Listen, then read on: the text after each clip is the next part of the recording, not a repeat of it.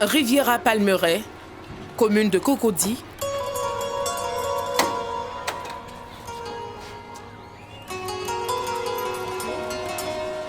C'est ici que vit Clarisse Tewa, la quarantaine révolue. Victime de l'excision, dès sa tendre enfance, Clarisse nous raconte ce pont douloureux de sa vie. J'ai été excisée depuis l'âge de 8 ans. Ma grand-mère m'a réveillée un matin, elle m'a dit « Écoute, tu commences à grandir, je veux que tu sois une vraie femme demain dans ton foyer. » Et c'est comme ça qu'à 3 heures du matin, elle m'a prise, on est parti dans la brousse, j'ai vu d'autres jeunes filles. J'ai dit « Grand-mère, qu'est-ce qu'on fait là ?» Elle dit « C'est là que tu vas redevenir une vraie femme. » Je ne savais pas, j'entendais des cris plus loin, mais je ne savais pas que c'était pour subir ça. Et quand j'ai compris, c'était trop tard, il y avait des femmes qui m'ont attrapée, des hommes.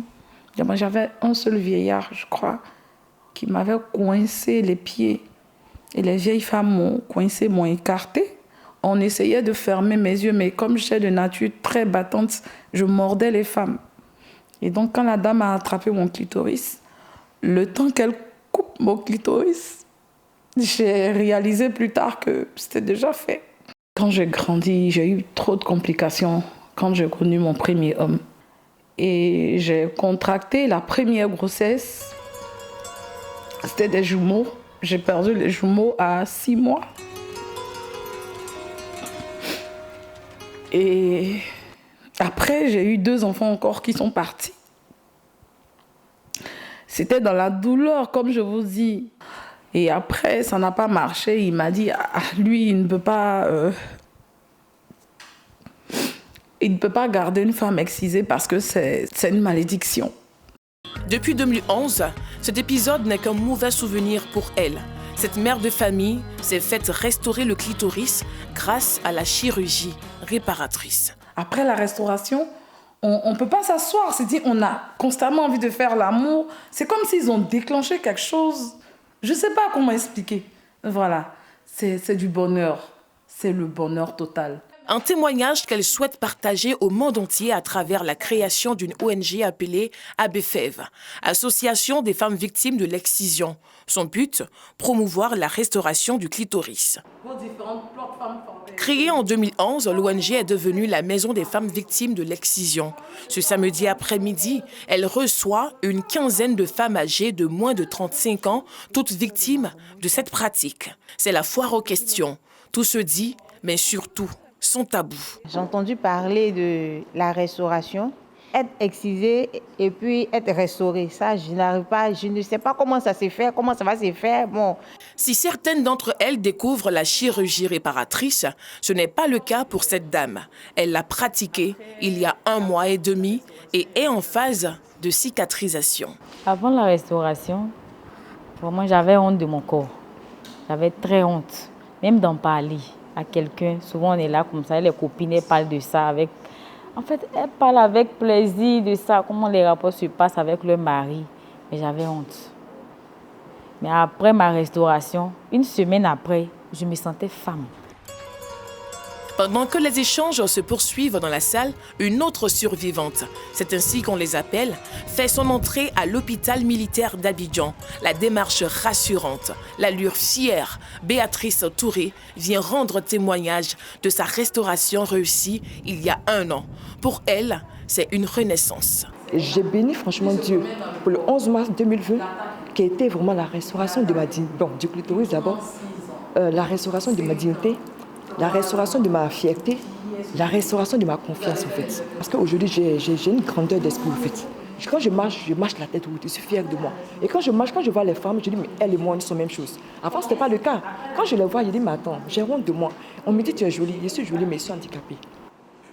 Aux côtés de ces dames, un psychologue. Son rôle, la prise en charge du traumatisme. Étant excisé, vous vivez dans la douleur. Et si vous allez accepter de vivre cette douleur-là, je ne pense pas. Donc, le mieux de faire l'opération qui ne dure que 30 minutes. Mieux vaut souffrir 30 minutes, vivre une bonne vie, que de souffrir toute la vie, au fait. Les souffrances sont muettes. Mais si vous n'en parlez pas, on ne pourra pas vous aider. Selon la présidente de l'ONG, ce sont 200 femmes qui ont été opérées depuis 2016. Une goutte d'eau dans la mer. L'excision n'ampute qu'une partie du clitoris. La reconstruction reste le seul moyen pour elles de se sentir femme. Comment se fait cette réparation? La question nous conduit à l'hôpital de la police nationale dans la commune du Plateau. Bonjour, docteur. Ici, Dr Yao Kom, directeur du dit hôpital, ressuscite l'organe érogène de l'appareil génital féminin. Ce matin, il reçoit Edwige. Ça va chez toi? Ça va, docteur. Le moral, ça va? Ça va. Tu es prête pour l'intervention? Oui, ça va. Excisée depuis le bas âge, elle veut retrouver l'intégrité de son corps.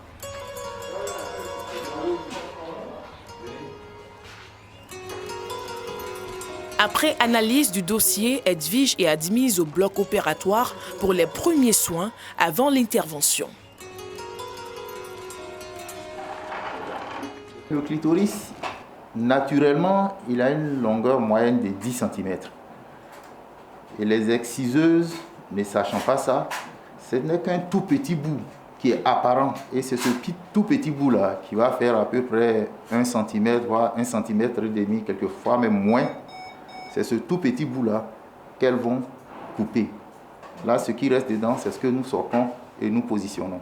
Quelques minutes après l'anesthésie, l'intervention peut commencer. Dr Yao et son équipe sont à la tâche.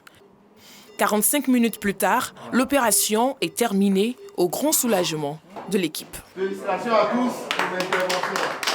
C'est la renaissance pour elle.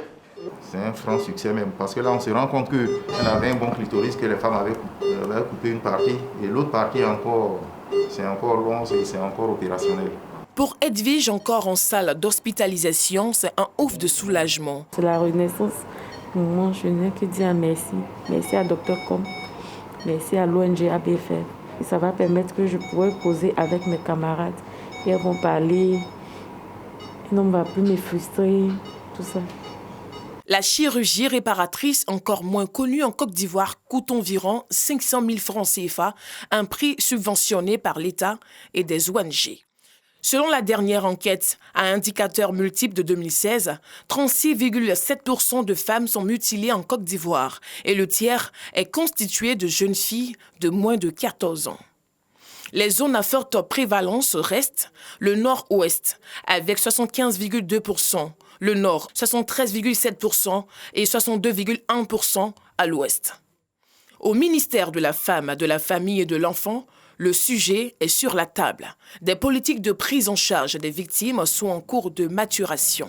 L'État, à travers le ministère de la Femme, de la Famille et de l'Enfant et des différents partenaires, a mis en place 68 plateformes qui constituent une tribune pour l'information et la dénonciation des différentes mutilations génitales féminines dont sont victimes les femmes. Il y a des projets qui sont menés de façon communautaire par l'exemple la CEDEAO qui nous accompagne. C'est-à-dire qu'on va pouvoir, je pense, accroître les moyens qui sont mis à notre disposition par le gouvernement de Côte d'Ivoire pour nous permettre de vraiment toucher le maximum de personnes. Tous les 6 février est célébrée la Journée internationale de la tolérance zéro à l'égard des mutilations génitales féminines. Une occasion pour les victimes et les associations œuvrant dans le domaine de dénoncer cette pratique lourde de conséquences pour la femme.